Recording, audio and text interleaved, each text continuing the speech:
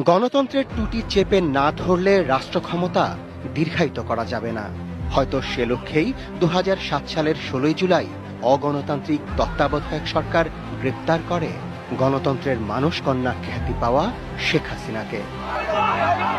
মিথ্যে সাজানো মামলায় গ্রেপ্তার দেখিয়ে আওয়ামী লীগ সভানেত্রীকে আটকে রাখা হয় গণতন্ত্রের তীর্থস্থান সেই সংসদ ভবন চত্বরেই। নির্জন বিশেষ কারাগারে ১১টি মাস কেমন ছিলেন তিনি? কারাগারে একা একটা বাড়িতে একটা পরিত্যক্ত ঘোষণা করা, সেখানে আমাকে রাখা হয়েছিল ১১টা মাস। ওই দোতলার নিচে পর্যন্ত নামতে দিতে হতো না, বার্তন দিত না। এমনকি অসুস্থ হয়ে পড়ে ডাক্তারও দেখায়নি, কিন্তু আমি কখনো মনের জোর হারাইনি। শেখ হাসিনাকে গ্রেপ্তার করেও ষড়যন্ত্রকারীদের চক্রান্ত থেমে থাকে না। চেষ্টা চলে দলে ভাঙন ধরিয়ে রাজনৈতিকভাবেও শেখ হাসিনাকে নিঃসঙ্গ করার।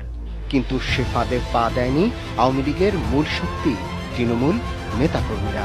প্রতিবারই ঘাত প্রতিঘাতের মধ্য দিয়ে আমাদের চলতে হয়েছে। বছর পর বছর তো আমার বাবা জেলে ছিলেন, কাজে আমরা দেখেছি মানুষের চেহারা, বাইরে থাকলে এক চেহারা, ভিতরে থাকলে আর এক চেহারা।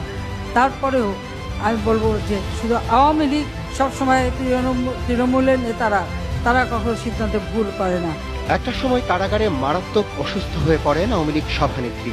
তার মুক্তির দাবিতে আন্দোলনে উত্তাল তখন সারা দেশ। আপসহীন মনোভাব ও অনড় দাবির কাছে হার মেনে ২০০৮ সালের ১১ই জুন শেখ হাসিনাকে মুক্তি দিতে বাধ্য হয় তত্ত্বাবধায়ক সরকার।